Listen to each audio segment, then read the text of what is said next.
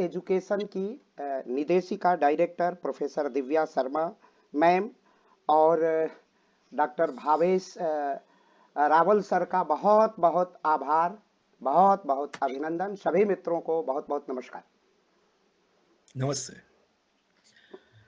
आयुष भाई। Good afternoon, everyone. Myself Ayush Gandhi, full-time research scholar IIT. Today I will be delivering an introduction for Dr. Akhilesh Tripathi sir. I would like to start with one quote that ज्ञान वही है जो विचारों को दिशा दे और शिक्षा वही है जो समाज को समृद्ध करे. So it's an absolute honor to welcome you all for this insightful session. Today we will have a distinguished academician and scholar, Dr. Akhilesh Tripathi sir, who has made remarkable contributions in the field of political science. Dr. Tripathi served as an senior assistant professor at Ishwar Sharan Allahabad University, Prayagraj, with an impressive 13 years of teaching experience. He has been instrumental in shaping young minds in political thought and governance. His academic credentials include many degrees, NET, GRF, Doctorate of Philosophy, then reflecting his deeper expertise in political science and law. Over the years, he has made significant contribution to research and has authored 47 research papers, many of which has been published in renowned national journal. In addition to his research work, Dr. Tripathi is also a prolific author, demonstrate his deep understanding of Indian culture, socialist ideology, and political leadership. We are privileged to have you, sir, and with your expertise, I think all the participants will get something, sir. So without further delay, I would like to invite Dr. Akhilesh Tripathi, sir, for the today's topic, Guru Shishya Parampara. Thank you, sir. बहुत बहुत आभार, अभिनंदन इस परिचय के लिए। संभवतः मैं इस परिचय के योग्य हूँ या नहीं, यह तो उद्बोधन और संवाद के उपरांत समझ में आएगा, लेकिन मैं मान के चलता हूँ कि मैं बहुत एक साधारण सा विद्यार्थी ही हूँ। और मैम को, डॉक्टर प्रोफेसर दिव्या मैम को बहुत बहुत प्रणाम। आपके आशीष और नमस्कार सर। आपका आशीष और स्नेह मुझे सदैव प्राप्त होता रहता है। डॉक्टर भावेश रावल सर का भी बहुत बहुत स्वागत, आभार, बहुत आत्मीय आभार मैम का और डॉक्टर भावेश रावल सर का कि मुझे इस योग्य समझा और आज एक विशिष्ट विषय पर मुझे आप सबसे संवाद करने का अवसर उपलब्ध कराया है। और संवाद का बड़ा विषय आज का महत्वपूर्ण है, इसलिए मैं पूरा अपनी बात मैंने डॉक्टर भावेश सर को भी कहा था कि भारत की ज्ञान परंपरा के अंतर मन का स्पर्श करने के लिए जो हमारी भाषा होगी वह हिंदी ही होगी। हिंदी से ही हम शब्द शब्द आपके मस्तिष्क तक पहुंचने, संप्रेषित करने का सदप्रयास करेंगे। तो मैं आता हूं अपने मुख्य विषय पर, गुरु शिष्य परंपरा। गुरु शब्द का प्रथम बार उल्लेख स्कंद पुराण में होता है। मैं राजनीति विज्ञान का विद्यार्थी हूं, इतिहास की बातें करूंगा, क्योंकि समाज विज्ञान की प्रयोगशाला इतिहास ही होती है। फिजिक्स की कोई लेबोरेटरी हो सकती है, लेकिन इसमें हम जब भी समाज विज्ञान का शिक्षा पद्धति का अन्वेषण करेंगे, उसकी मीमांसा करेंगे, उसकी व्याख्या करेंगे, तब हमारे सामने इतिहास ही होगा। और भारत का एक गौरवशाली अतीत है, एक अत्यंत दुनिया की पुरानी संस्कृति और सभ्यता है। और इस सभ्यता पर हमें गर्व है, और गर्व इसलिए है कि विश्व की कोई भी सभ्यता आज यह प्रतिदावा प्रस्तुत नहीं कर सकती है कि जो सभ्यता लाखों करोड़ों वर्ष पूर्व थी उसके अनुयायी, उसके धर्मावलंबी आज भी अपने अस्तित्व का अमृत अगर पान कर रहे हैं तो वह वसुंधरा केवल भारत है, वह धरती केवल भारत है। और यह केवल एक भूमि का टुकड़ा नहीं है, यह कश्मीर से कन्याकुमारी और कच्छ से कामरूप तक यह जो राष्ट्रीय एकात्मकता है, यह जो राष्ट्रीयता का भावबोध है, वह अपनत्व है इस संस्कृति से, इस सभ्यता से और इस धरती से। और मैं राजनीति विज्ञान का विद्यार्थी हूं तो उसको हम जियोपॉलिटिकल भी कह सकते हैं, लेकिन हमारे सम्मुख हमारे जो श्रोतागण हैं जो इस शॉर्ट टर्म प्रोग्राम में हमारे साथ प्रतिभागिता सुनिश्चित कर रहे हैं, वो विभिन्न कोई किसी ग्रुप का होगा, तो मैं सबको एक साथ समेकित रूप से ले चलने का प्रयास करूंगा। भारतवर्ष में अनेक विलक्षण विशेषताएं हैं। भारत इसीलिए प्राचीन काल से अद्यतन तक, आज तक विश्व के चंचल आकर्षण का केंद्र है। और मैं जहां से आपको अपना संवाद, अपना उद्बोधन प्रस्तुत कर रहा हूं, वह इलाहाबाद विश्वविद्यालय के इलाहाबाद का बिल्कुल हार्ट है और यहाँ से संगम नोज की दूरी बहुत कम है। लाखों पांव संगम की ओर बढ़ते जा रहे हैं। तो यह गुरु शिष्य परंपरा का ही परिणाम है, उसी का प्रतिफल है। आपको लगेगा कि यह समीकरण कैसे स्थापित हो रहा है।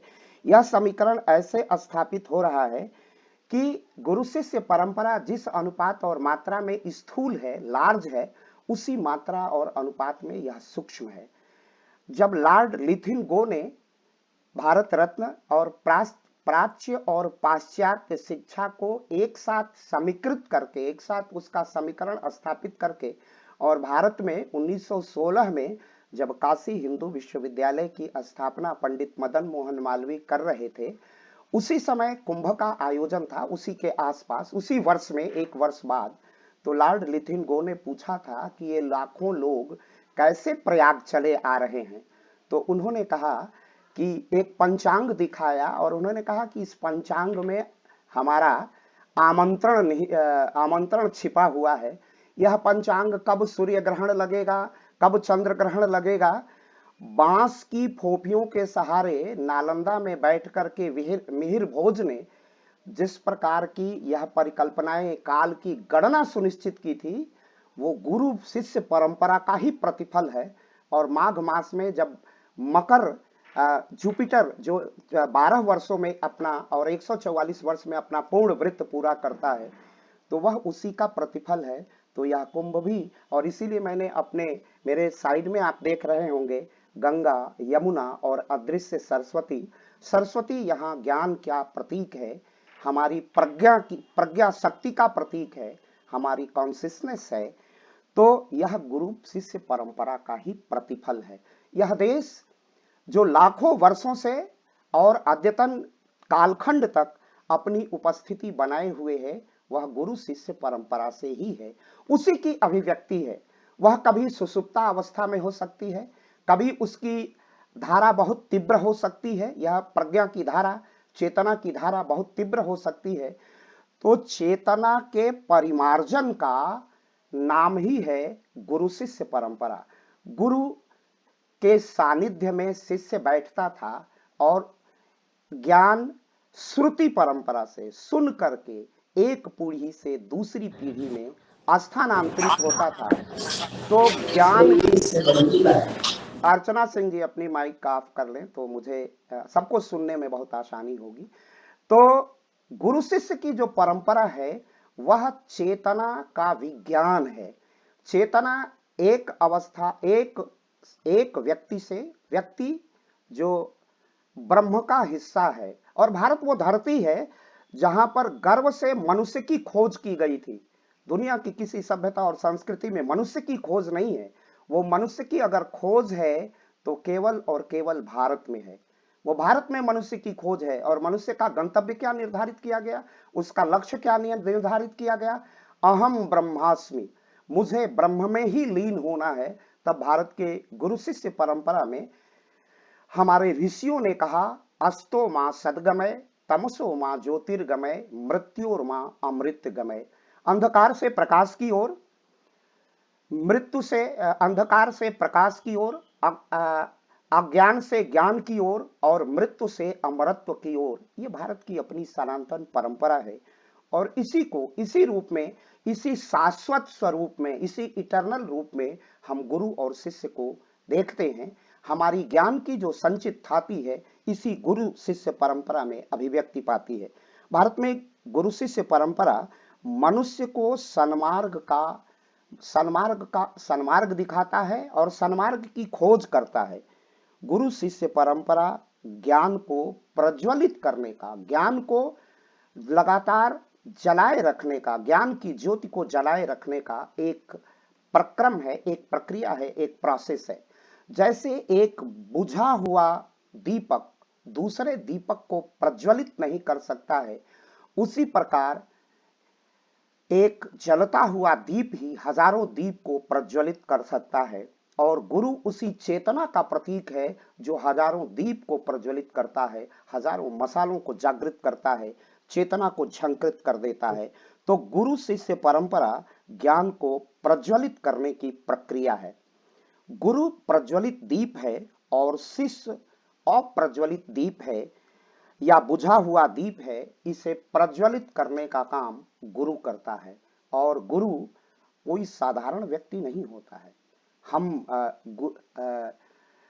अगर आप प्राचीन कालखंड को देखें तो वह गुरु कैसा है? गुरु संदीपनी है और उसके आश्रम में, उसके गुरुकुल में पढ़ने वाला जो शिष्य था वो सुदामा भी था और कृष्ण भी था। तो ये सुदामा, यह संदीपनी के सुदामा और कृष्ण का देश है। इसी से हमारी गुरु और शिष्य परंपरा का जो समीकरण होता है वो पराकाष्ठा पर पहुंच जाता है, अपने वैभव के दिव्य स्वरूप को ग्रहण कर लेता है, अपने उच्चता पर प्रतिस्थापित हो जाता है। भारत में गुरु शिष्य परंपरा ज्ञान का आलोक है।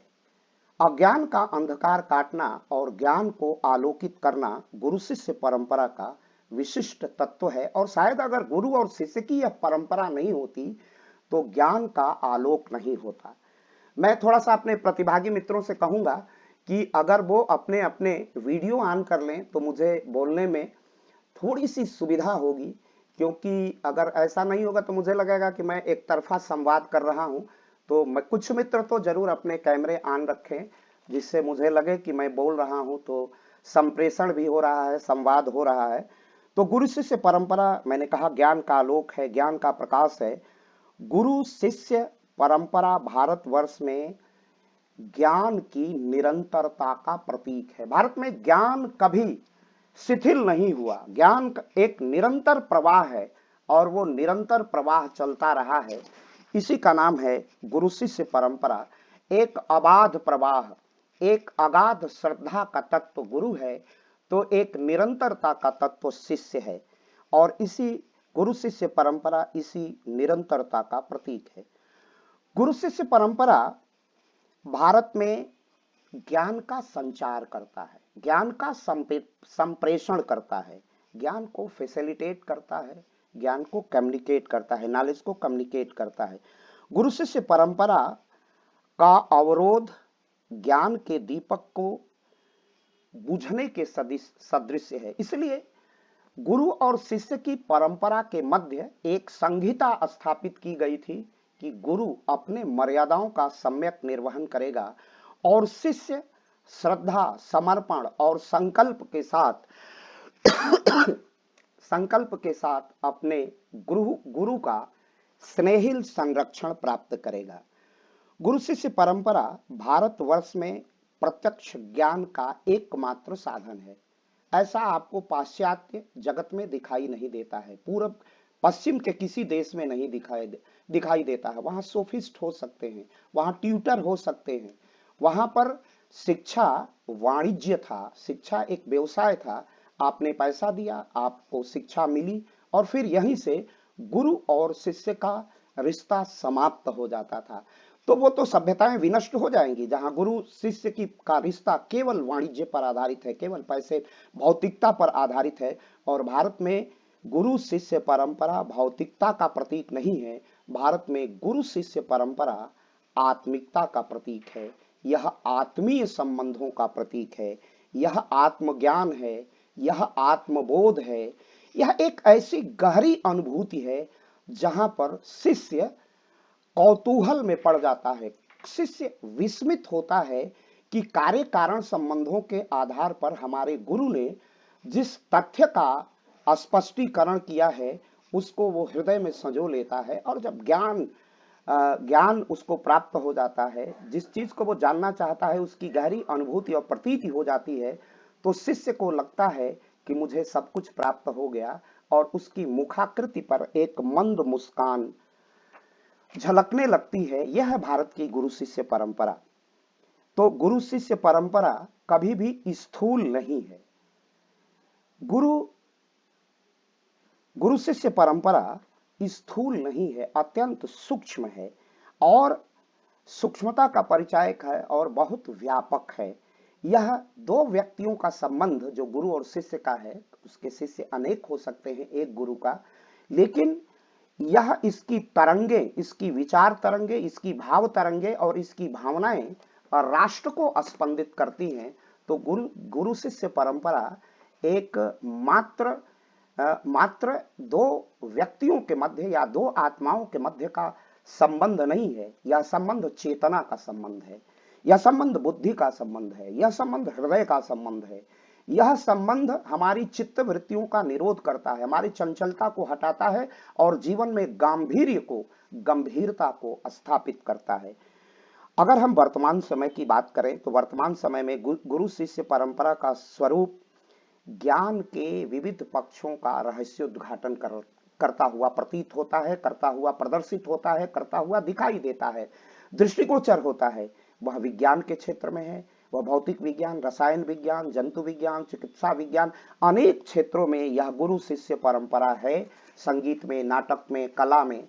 अभी हमारे यहाँ जो ये जो हमारी न्यू एजुकेशन पॉलिसी का जो स्वरूप है, जो लक्ष्य है, वो यही है कि गुरु शिष्य परंपरा गुरुकुल की भांति प्रतिस्थापित हो या ना हो, उसका हम धोती कुर्ते और हम सीखा में भले पढ़ें या न पढ़ें, लेकिन मूल जो उसकी जो उसकी मूल चेतना है, जो उसकी आध्यात्मिकता है, जो उसकी लौकिकता है, जो उसकी आर्थिकता है, उसका एक अन्योनाश्रित, एक ओवरलैपिंग का रिलेशनशिप हो और वह व्यक्ति को, एक गुरु अपने शिष्य को सफलता के उच्च शिखर पर प्रतिस्थापित कर सके।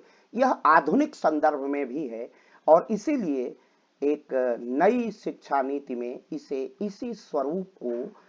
इसी स्वरूप को पुनः स्थापित करने के लिए और भारत को भव्य और दिव्य बनाने के लिए, भारत की शिक्षा को भव्य और दिव्य बनाने के लिए, शिक्षा हमारा जो संज्ञान शिक्षा लेता है वह है हमारा मस्तिष्क। हमारा मस्तिष्क जितना तेजस्वी होगा, जितना ओजस्वी होगा, जितना तार्किक होगा, उतना ही राष्ट्र का और व्यक्ति का और राष्ट्र का, समाज का कल्याण होता है। और इसके लिए जरूरी है कि हम अपने अतीत के उसी गौरव की ओर चले। हम इतिहास के उन्हीं पृष्ठों की तरफ चले। हम इतिहास के उसी स्वर्णिम कालखंड को एक बार पुनः स्थापित करें। वो कालखंड गुरुकुलों का नहीं, गुरुकुल की उस परंपरा का स्वरूप, उसका जो बाह्य स्वरूप हो वो हो या न हो, लेकिन आंतरिक स्वरूप उसी रूप में पुनः भारत में विद्यमान हो। तभी हम भारत को विश्व गुरु और 2047 तक इस नई शिक्षा नीति से भारत को दिव्य, भव्य और विश्व गुरु के पद पर प्रतिस्थापित कर सकते हैं। तो गुरु शिष्य परंपरा सामाजिक जीवन में चेतना का विस्तार है। गुरु शिष्य परंपरा हमारी सामाजिक जीवन में चेतना का अगर विस्तार नहीं कर पाती तो 1900 लगभग भारत पर अनेक आक्रमण हुए हैं, हमारे ऊपर अनेक आक्रमण हुए हैं, लेकिन 712 से और 1947 के कालखंड का एक सिंहावलोकन करें, एक विहंगम अवलोकन करें, अतीत की ओर देखें, तब लगेगा कि भारत कितना अपने मूल स्वरूप से पथ विचलित हुआ है, उसका कितना वो डिरेल हुआ है। ये समझने में देर नहीं लगेगी। प्राचीन काल में गुरु शिष्य परंपरा से ब्रह्म का साक्षात्कार करना तथा संपूर्ण समाज को सन्मार्ग पर प्रेरित करना था, ये अतीत का था। और ये गुरु शिष्य परंपरा की शुरुआत कहाँ से होती है, तो उसकी का प्रारंभिक जो कालखंड है वो वैदिक कालखंड है। आप सब जानते हैं कि हमारे 4 वेद हैं, चारों वेदों के जो नाम हैं वो वेद क्या है, कोडिफिकेशन है। ऋग्वेद संहिता वो जीवन की एक शैली है, वो वे ऑफ लाइफ है। ऋग्वेद, सामवेद, यजुर्वेद और अथर्ववेद, 4 वेदों की जब रचना हो जाती है, ऋग्वेद संहिता, यजुर्वेद संहिता, सामवेद संहिता, अथर्ववेद संहिता, यहां तक भारत में गुरु शिष्य परंपरा गुरु के सानिध्य में बैठ करके शिष्य वाचिक परंपरा से वाचन होता था और वाचन परंपरा से गुरु इसे एक एक गुरु अपने अनेक शिष्यों तक इसका विस्थापन करता था, इसका स्थानांतरण करता था। तो हमारे वेद को सुरक्षित और संरक्षित करने के लिए यही गुरु शिष्य परंपरा थी।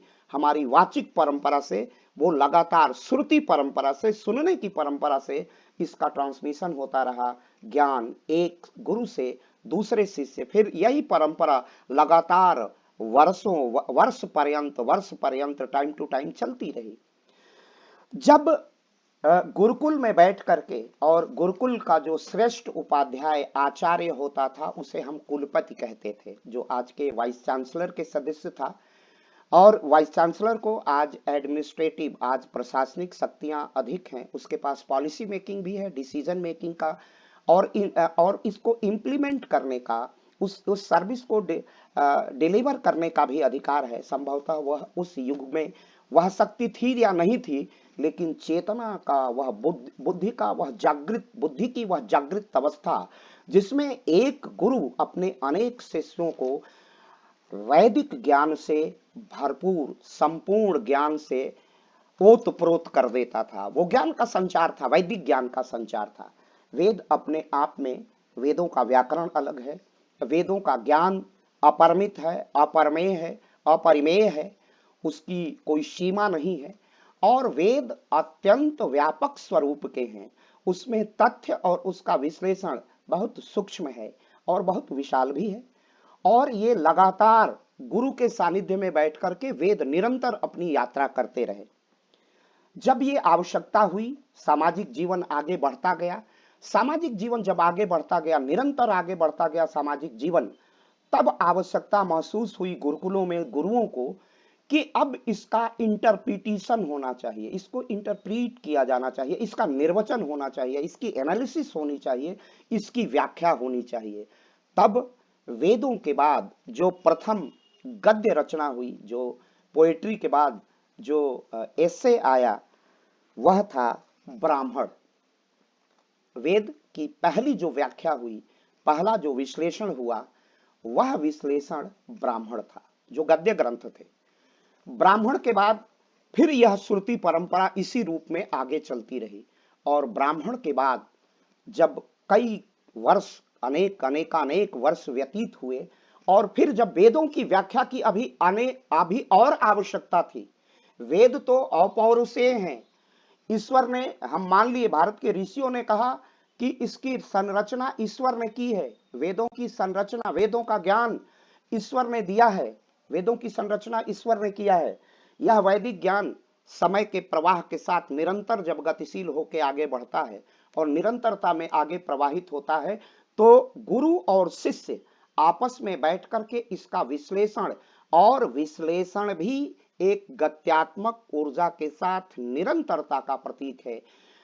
यह निरंतरता का प्रतीक है। यह जितनी अनुपात और मात्रा में शाश्वत है, यह जितना यह यूनिवर्सल है, जितना यह इटर्नल है, उतना ही यह करंट अफेयर्स का भी है, उतना भी यह सामयिक है। क्योंकि ज्ञान समाज के लिए निरपेक्ष भी है और सापेक्ष भी है।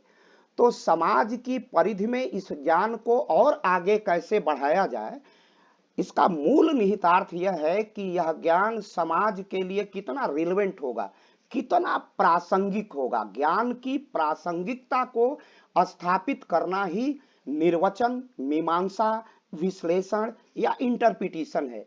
तो पहला वैदिक ज्ञान का गुरु शिष्य परंपरा ने, गुरु और शिष्यों ने बैठ करके गुरुकुलों में जो पहली व्याख्या प्रस्तुत की वो ब्राह्मण था, ब्राह्मण ग्रंथ आए।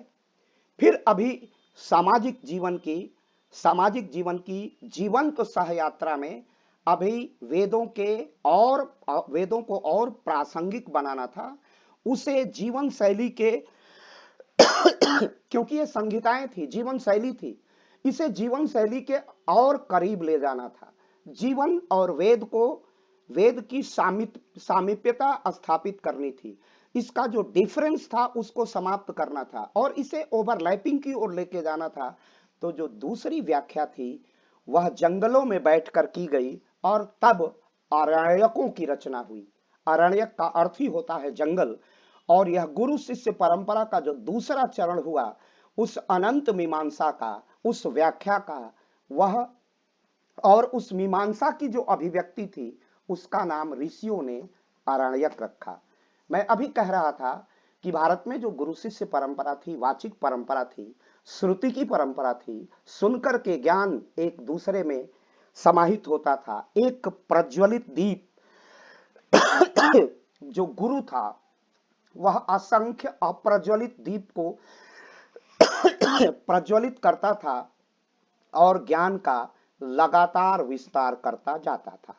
और यह युग सापेक्ष भी था। ज्ञान जिस मात्रा और अनुपात में ज्ञान युग सापेक्ष था, उसी मात्रा और अनुपात में वह युग निरपेक्ष भी था। निरपेक्षता आगे बढ़ती जाती थी, लेकिन जो परंपरा बोझ बन जाती थी, उस परंपरा का तर्पण करना भी भारतीय सभ्यता और संस्कृति का एक सर्वोत्कृष्ट स्वरूप है। हम जो भी सती प्रथा जैसे अगर उदाहरण लेंगे, तो सती प्रथा जैसे अनेक कुरीतियों का हमने तर्पण कर दिया, अस्पृश्यता का तर्पण कर दिया।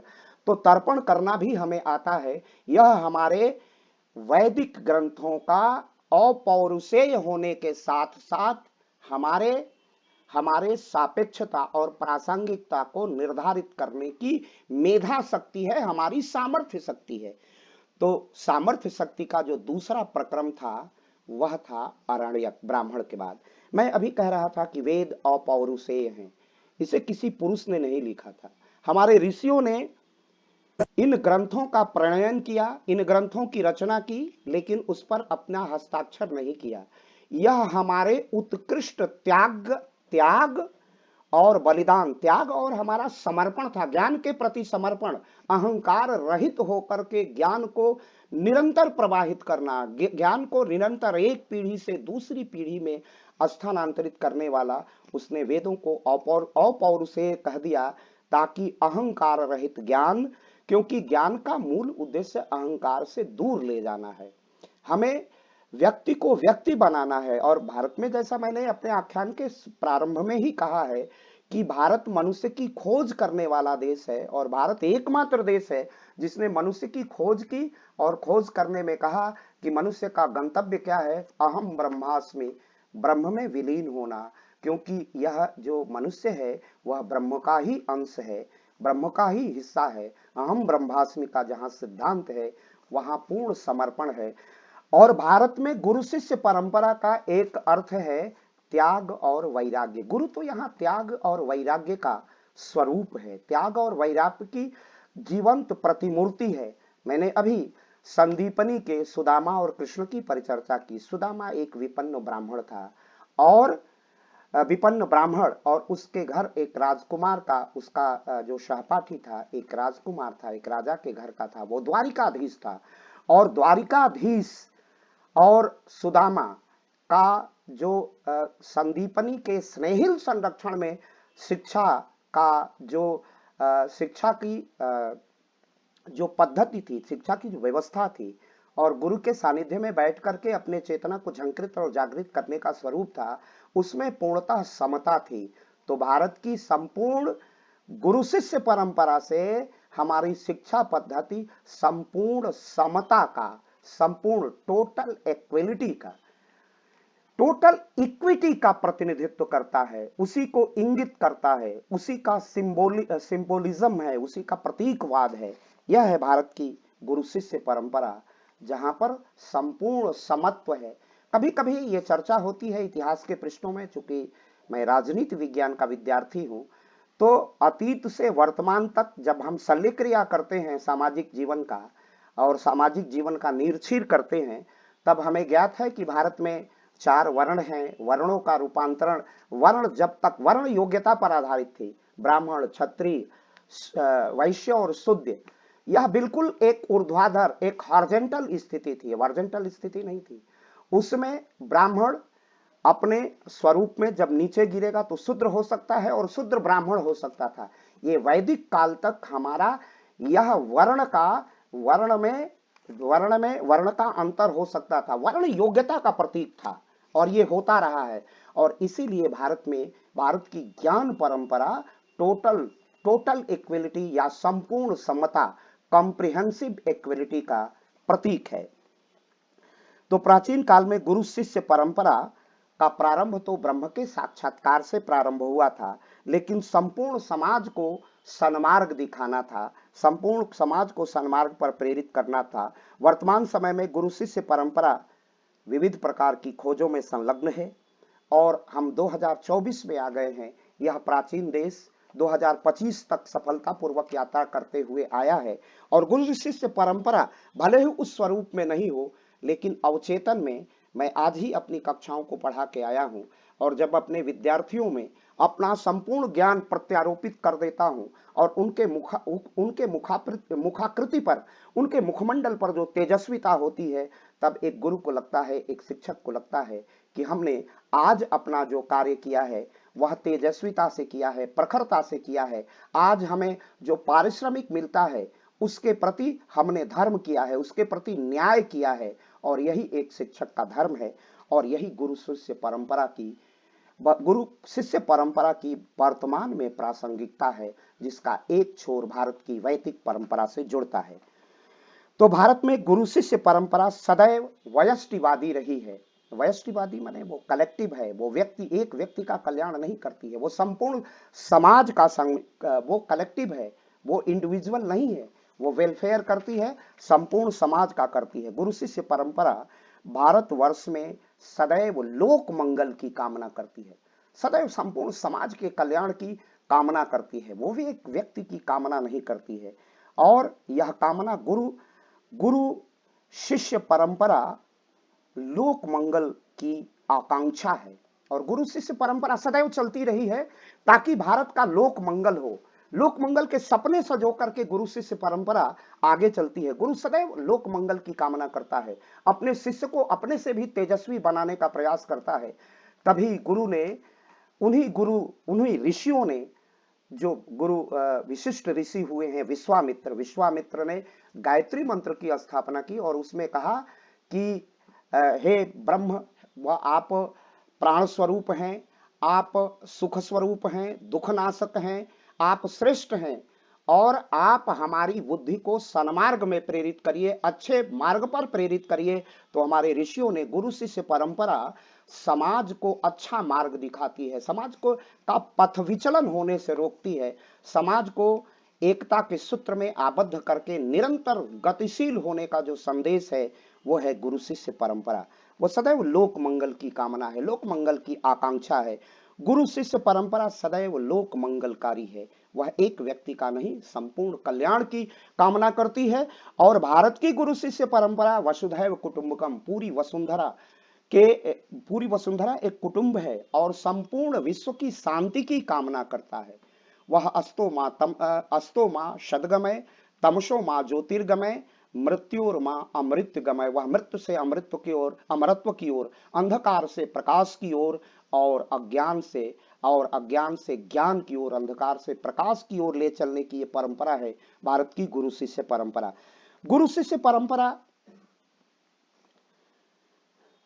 का मतलब है, इसका अर्थ है, गुरु शिष्य परंपरा का अर्थ है चिंतन करना, मनन करना, विचारण करना, विश्लेषण करना। आज जितना विश्लेषण हुआ है, ज्ञान तो मौलिक रूप से वही होता है, लेकिन युग की सापेक्षता में उसे विश्लेषण करने की आवश्यकता होती है और इसीलिए विश्लेषण अगर नहीं होगा तो वर्तमान में जो मौलिक ज्ञान है वह अवचेतन में चला जाएगा। उसे चैतन्य में लाने का काम गुरु शिष्य परंपरा ही करती है और उसके लिए उसकी मीमांसा, उसकी व्याख्या, उसके इंटरप्रिटेशन, उसके एनालिसिस की आवश्यकता होती है और गुरु शिष्य परंपरा यही करता है, चिंतन करता है, मनन करता है।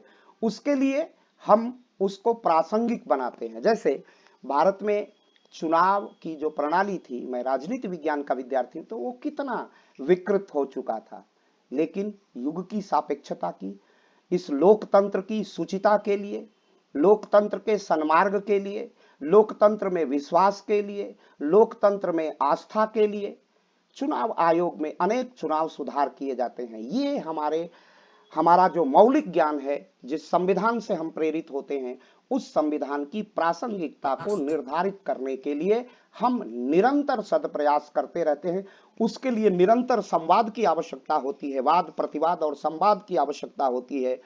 उसके लिए निरंतर थीसिस, थीसिस, एंटीथीसिस और सिंथेसिस की आवश्यकता होती है। वही चिंतन है, वही मनन है, वही विचारण है, वही विश्लेषण है, वही निर्वचन है।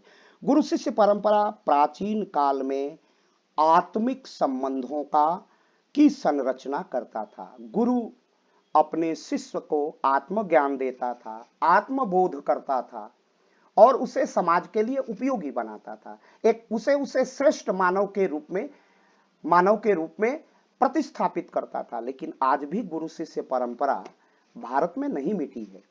हम अपनी कक्षाओं में, जितने हमारे शिक्षक मित्र हैं, अपनी कक्षाओं में जब बैठते हैं तो कक्षाओं में अपने विद्यार्थियों को देखते हैं कि यह बीए प्रथम वर्ष में है, ग्रेजुएशन के फर्स्ट ईयर में है, सेकेंड ईयर में जाएगा, फिर थर्ड ईयर में जाएगा, और यह 5 साल के बाद इसका आउटकम क्या होगा, इसका रिजल्ट क्या होगा, इसका परिणाम क्या होगा, इसकी परिकल्पना हम करते हैं। यही हमारा आज के प्रसंग में, आज के यद्यतन युग में हमारा आत्मिक संबंध है। नितांत निजी बातें, बहुत नितांत निजी बातें, क्या घर की परेशानी है, आज भी वह अपने शिक्षक से आके कहता है। आज का शिक्षक चुटिया में नहीं होता है, खड़ाऊ नहीं पहनता है, गुरुकुल में नहीं बैठता है, लेकिन उसका मन, उसका हृदय और उसकी चेतना, उसकी बौद्धिकता का जागरण का स्वरूप आज भी उसी कालखंड का द्योतक है। कालखंड का द्योतक हो या न हो, उसी स्वरूप में उसके कल्याण की कामना करता है कि हमारा शिष्य कैसे आगे बढ़े। और ये सभी हमारे अध्यापक मित्र, हमारे professor, assistant professor, associate professor, जितने हमारे मित्र हैं जो आज अपनी प्रतिभागिता सुनिश्चित कर रहे हैं, सबको ज्ञात है कि हम अपने शिष्य में उसका दर्शन करते हैं। और गुरु वो होता है कि शिष्य गुरु के इस शरीर के अवसान के बाद भी, उसके मृत्यु के बाद भी शिष्य में वो शब्द के रूप में वो जीवित रहता है।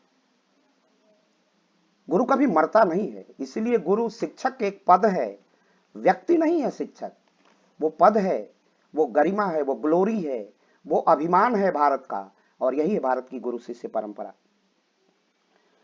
तो प्राचीन काल में यह आत्मिक संबंध था और आज यह संबंध सांसारिक हो गया है। हम अपने शिष्य को स्किल करते हैं, हम अपने शिष्य को ऐसी शिक्षा देते हैं ताकि वह अपना आर्थिक उपार्जन भी कर सके, वह अपनी सामाजिक जीवन में सफलता अर्जित कर सके, वो अधिकारी बन सके, प्रोफेसर बन सके, जीवन के विविध क्षेत्रों में उत्कर्ष कर सके। यह हम सभी आज भी शिक्षक, अध्यापक, प्रोफेसर हम यह देखते हैं, कामना करते हैं और उसी मार्ग की ओर उसे प्रेरित करते हैं। यहाँ पर आत्मिक संबंध का तात्पर्य, जो गुरु शिष्य परंपरा का प्राचीन संबंध था, आत्मिक था। आत्मिकता का यहाँ संबंध केवल आत्मा से आत्मा का संबंध नहीं था, यह बौद्धिकता का संबंध था, यह हमारी चेतना का संबंध था। एक चेतना दूसरे चेतना को जागृत करती है और चेतना निरंतर परिमार्जन की अपेक्षा करती है। निरंतर परिमार्जन, अगर हमारी चेतना को हम रिफाइन नहीं करेंगे तब तक एक विद्यार्थी का कल्याण नहीं हो सकता, तब तक एक स्टूडेंट का वेलफेयर नहीं हो सकता, तब तक कि समाज का भी परिमार्जन, जब तक चेतना का परिमार्जन नहीं करेंगे, जब तक हम बुराइयों को दूर नहीं करेंगे, अच्छाइयों को ग्रहण नहीं कर पाएंगे। इसीलिए गुरु शिष्य परंपरा चेतना का निरंतर परिमार्जन है, हमारी बुद्धि का निरंतर जागरण है और एक नवीन जागरण। और उस जागरण में बहुत कुछ छूट जाता है, जो बोझिल हो जाता है उसको हम छोड़ देते हैं, और जो नवीन होता है, जो नवाचार होता है, उसको हम, इनोवेशन होता है, उसको हम निरंतर ग्रहण करते चलते हैं। तो प्राचीन कालखंड में आत्मिक संबंध था, वर्तमान में वो बौद्धिक और चेतना का जागरण है। इसीलिए गुरु आज भी आत्म रूप है, वह देह रूप नहीं है। वह चेतना को जगाने आया है। किसी व्यक्ति के शरीर का परिमार्जन करने, किसी शरीर का सुधार कर चिकित्सक का काम है, लेकिन गुरु का काम किसी की बुद्धि का संस्कार देना है, किसी बुद्धि का परिमार्जन करना है, किसी की बुद्धि को स्पष्ट दिशा निर्देश करके उसे लोकोपयोगी बनाना है, अपने लिए उपयोगी बनाना है, अपना आत्मोत्थान करना है, जिससे समाज का उत्थान हो सके। इसीलिए भारत में गुरु को गुरु ब्रह्मा गुरु विष्णु गुरु देवो महेश्वर गुरु साक्षात परम ब्रह्म तस्मै श्री गुरुवे नमः। इसलिए गुरु का स्थान इस गुरु शिष्य परंपरा में गुरु बहुत विलक्षण था, गुरु अद्भुत था, अपूर्व था। गुरु अपने ज्ञान शक्ति से अपनी उच्चता के शिखर पर था, और वो ऐसा था जो महेश की तरह था। महेश हमारे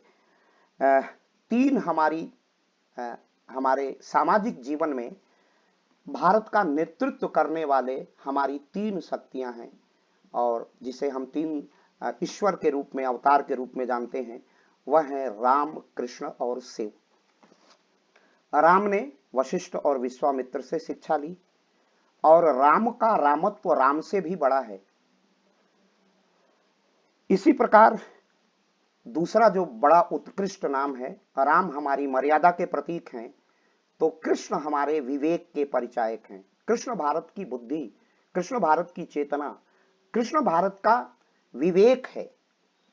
वह भी संदीपनी का शिष्य है, और भगवान शंकर तो शाश्वत है।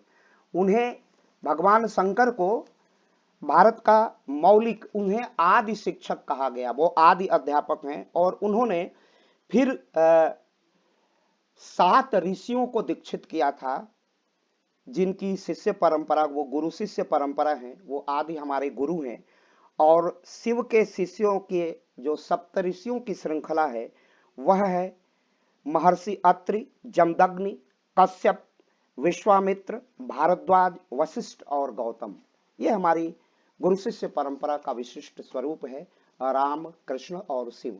हम राम को मर्यादा के रूप में जानते हैं, और गुरु शिष्य परंपरा आज भी भारतीय संविधान के अनुच्छेद, हमारे अधिकार हैं, लेकिन अधिकार इतने अनंत नहीं है कि हम दूसरे के अधिकार में हस्तक्षेप कर सकें।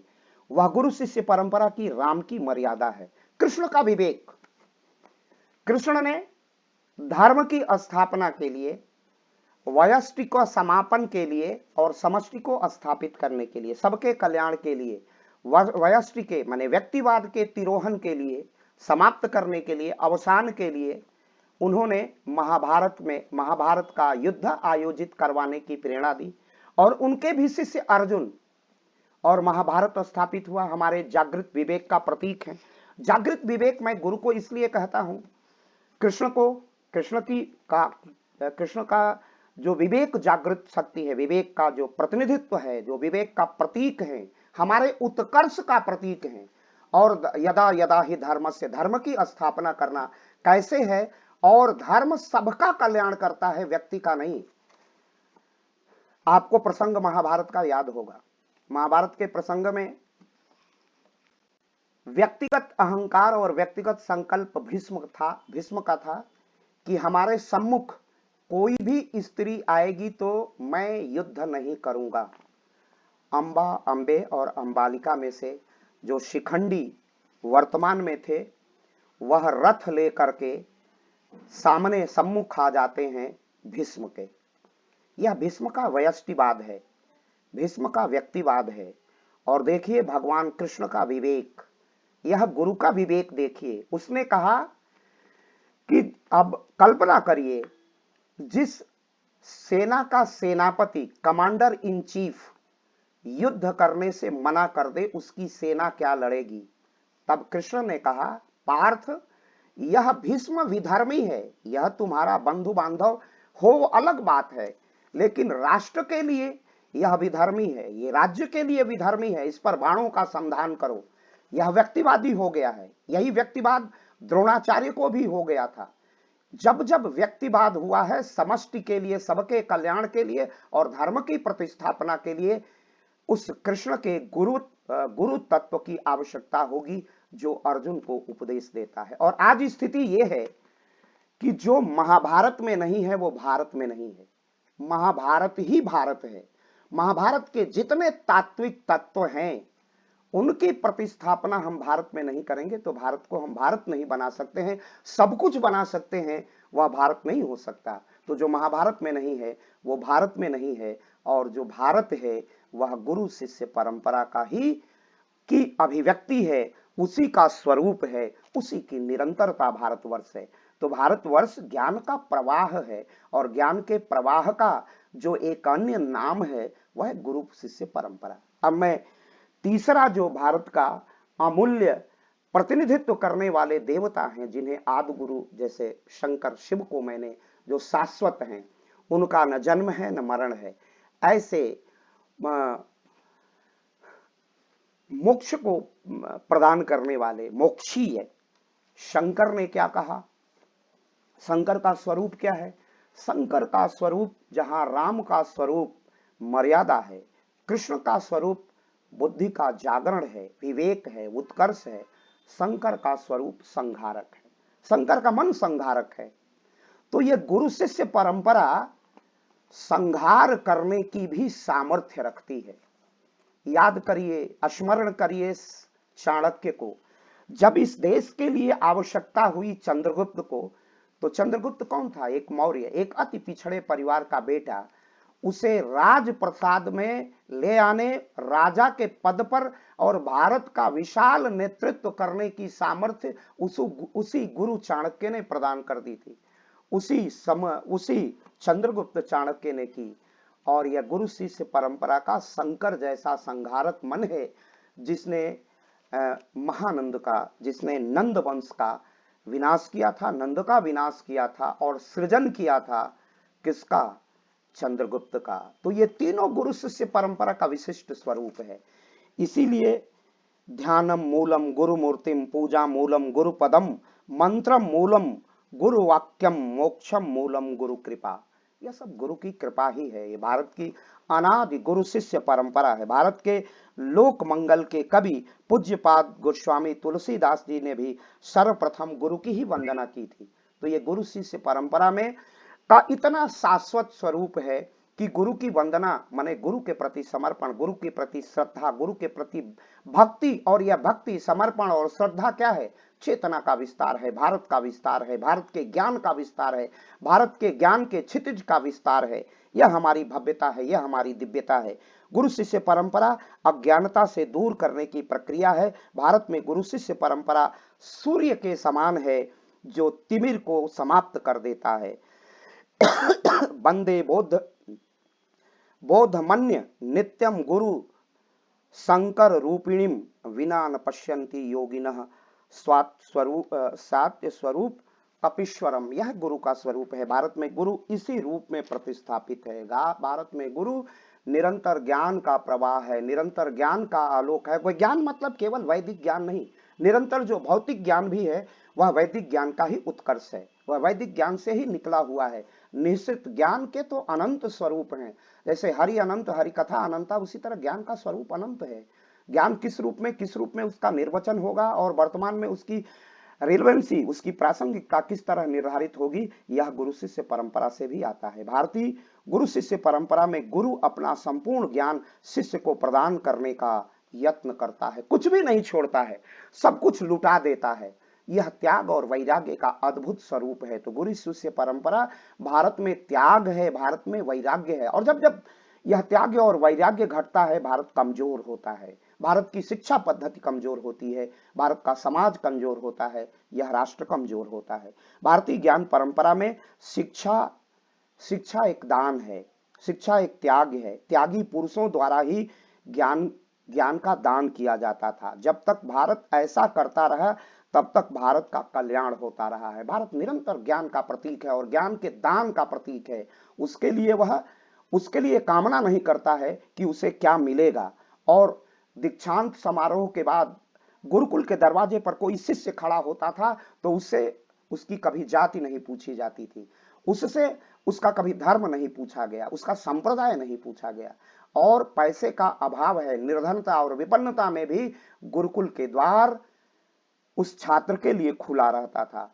उसकी प्रसन्नता थी, क्योंकि गुरु और शिष्य के बीच एक संहिता थी, एक कोड था, और उस कोड का एक रेगुलेशन था। उस रेगुलेशन का पालन गुरु भी अपनी मर्यादा में करता था और शिष्य भी अपनी मर्यादा में करता था। हिंदी में परंपरा का शाब्दिक अर्थ है बिना व्यवधान के श्रृंखला रूप में जारी रहना या निरंतरता में बना रहना। गुरु शिष्य परंपरा यही ज्ञान का अबाध प्रवाह है।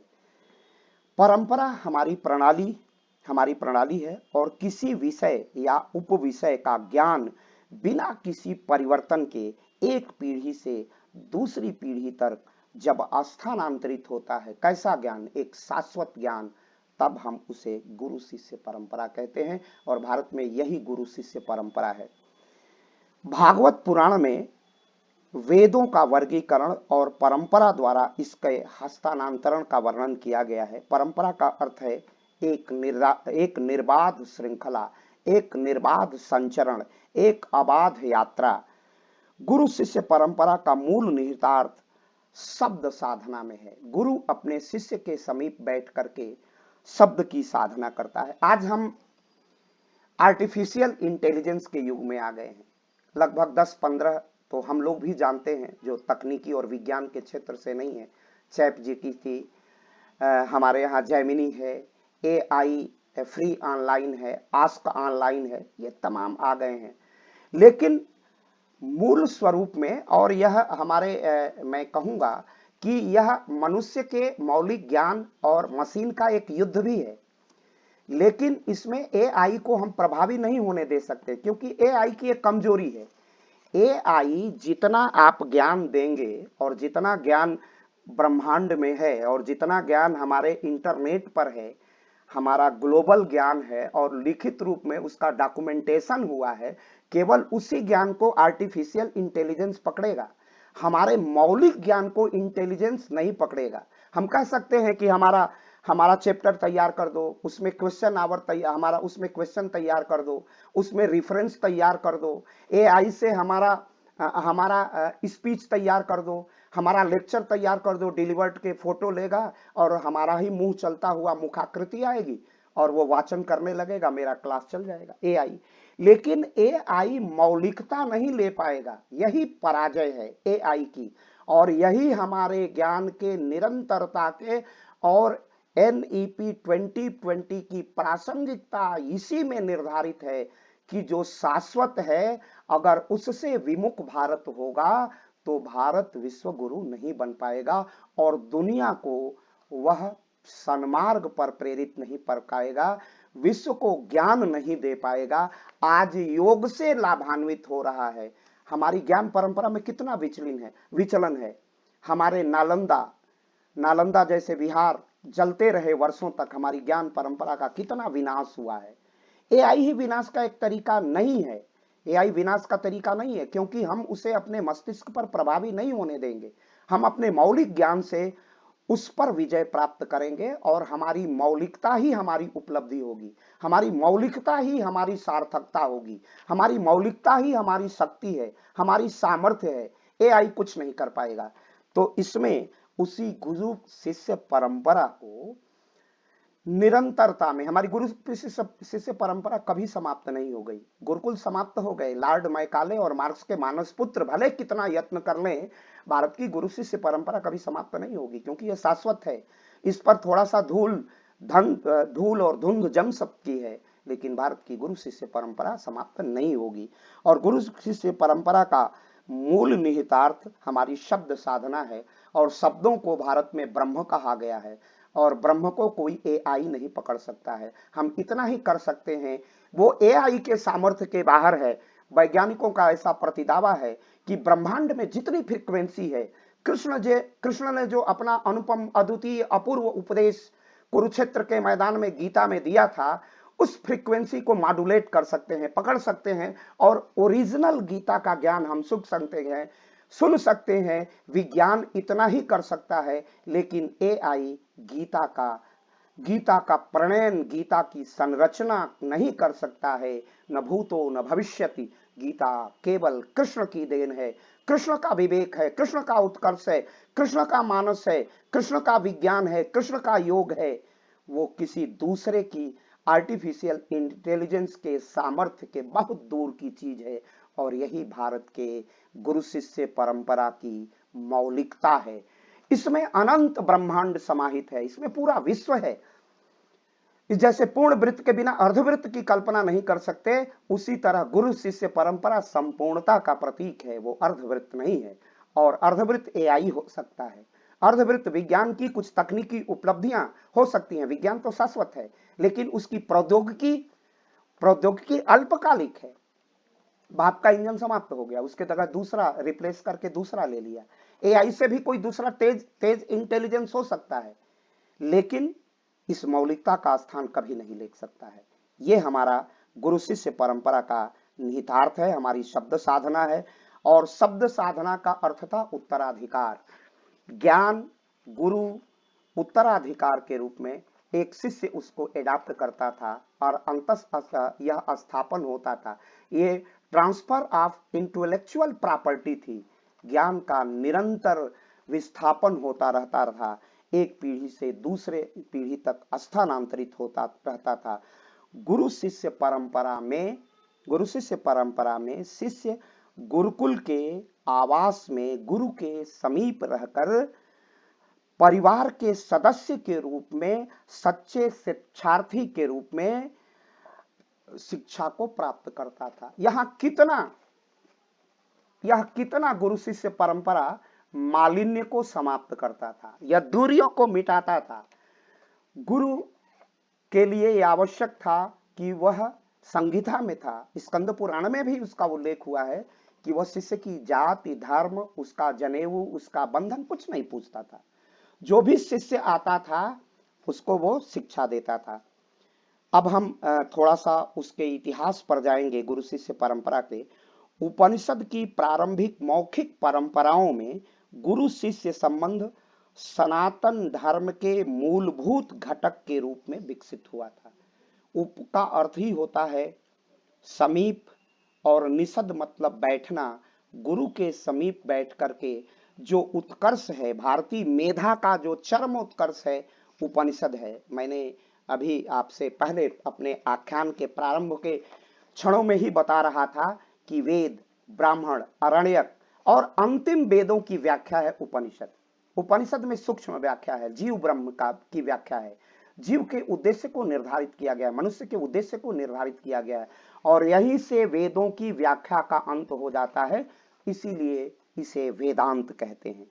उपनिषद इसी वेदांत की अभिव्यक्ति है, और वो गुरु शिष्य परंपरा की पराकाष्ठा है, हाईएस्ट स्टेज है, अद्वितीय है, एक्सीलेंट है गुरु शिष्य परंपरा का। उपनिषद में जैसा मैंने बताया कि जो संस्कृत शब्द है उप, उसका अर्थ है नजदीक या निकट जाना। नी का मतलब होता है, यह नी धातु है जिसका अर्थ है और निकट होना, और सद का अर्थ है बैठना, गुरु के निकट बैठना ही उपनिषद था। और इसी तरह हम इसको देख सकते हैं राम और हनुमान का, कृष्ण और अर्जुन का। ये जो हमारी उत्कृष्ट परंपरा है उसी का परिचायक है। गुरु शिष्य परंपरा में कृष्ण और अर्जुन, गुरु शिष्य परंपरा भारतीय दर्शन का आधार है।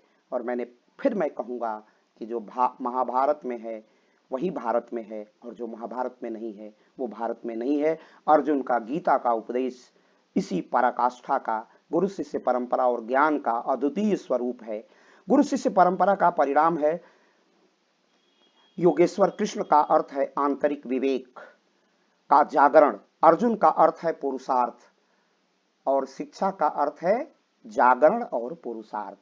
और यही गुरु शिष्य परंपरा का निहितार्थ है, जहां पर जागरण भी हो, हमारी बुद्धि का जागरण भी हो, और कर्म करने का पुरुषार्थ भी हो। यह बुद्धि ही कर्म कराती है। हमारी मेंसीरिया अगर मैलाफाइड हो जाएगी, हमारा मस्तिष्क ब्रेन मैलाफाइड हो जाएगा, तो हम उससे बोनाफाइड काम करा नहीं सकते। अगर हमारा मस्तिष्क विकृत हो गया, हमारी बुद्धि विकृत हो गई, तो उससे सन्मार्ग की कामना नहीं कर सकते। इसलिए एक जागृत बुद्धि, एक उत्कृष्ट विवेक ही उत्कृष्ट पुरुषार्थ करा सकता है, वही महाभारत का सृजन कर सकता है, और अर्जुन युद्ध के लिए यत्न कर सकता है।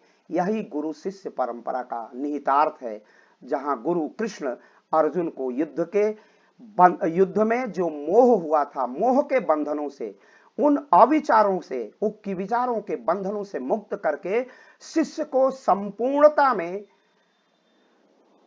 प्रदर्शित करता है, और शिष्य में कर्तव्य बोध, कर्तव्य भान और अगाध ज्ञान का भंडार का संचार करना ही गुरु की सार्थकता है, और यही गुरु शिष्य परंपरा है।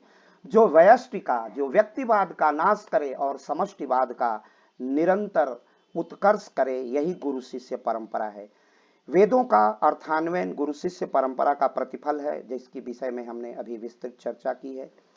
आज का गुरु भी गुरु शिष्य परंपरा प्रज्ञा को एक पीढ़ी से दूसरे पीढ़ी तक ले जाता है, चाहे वह इसरो हो, नासा हो, हर जगह हम यही देखते हैं। लेकिन भारत में जो ज्ञान का हमारा जो नॉलेज सिस्टम है वह बहुत सस्टेनेबल है, वो अस्थायी है, उसमें किसी प्रकार का व्यतिक्रम नहीं है। तो गुरु शिष्य परंपरा हमारी शिक्षक और शिक्षार्थी की निरंतरता का प्रतीक है, हमारी ज्ञान का प्रतीक है। आज गुरु का स्थान शिक्षक ने ले लिया है, शिष्य शिक्षार्थी हो गया है, स्टूडेंट हो गया है, लेकिन उसका मौलिक स्वरूप नहीं बदला है। गुरु शिष्य परंपरा ज्ञान की निरंतरता है। गुरु शिष्य परंपरा के विविध क्षेत्र हैं, वह आध्यात्म का क्षेत्र हो सकता है, संगीत, कला, वेदाध्ययन, वह वास्तुकला हो सकता है, इत्यादि क्षेत्र हैं, वो विज्ञान का भी क्षेत्र है। तो ये निरंतर अज्ञान को नष्ट करने वाला, ज्ञान को प्रकाशित करने वाला गुरु शिष्य परंपरा है। गुरु का भारत की ज्ञान परंपरा में गुरु का विशिष्ट महत्व रहा है। गुरु शिष्य परंपरा में गुरु अधिक सम्मान का पात्र है, इसीलिए हम उसका नामोल्लेख भी नहीं करते। हम अपने गुरुओं का नाम अब भी हम नहीं लेते हैं। अब हम लोग थोड़ा सा भले प्रोफेशनल हो गए, हम रावल सर का नाम ले लें, हम शर्मा मैम का नाम ले लें, लेकिन हम प्रायः ऐसा कहते नहीं। शिष्य तो नहीं कहता है, क्योंकि अपने गुरु को वो श्रद्धा की दृष्टि से देखता है। उसी गुरु ने उसकी बुद्धि को प्रेरित किया है, उसकी बुद्धि में ज्ञान का भंडार भरा है, उसकी चेतना को झंकृत किया है।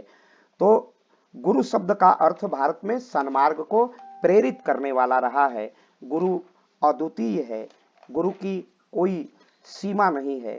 तो ये हमारे भारत में गुरु शिष्य परंपरा का निहितार्थ रहा है। अब हम आते हैं कि गुरु समाज को सुधारने वाला भी है। हमारा गुरु समाज का सुधार करता है।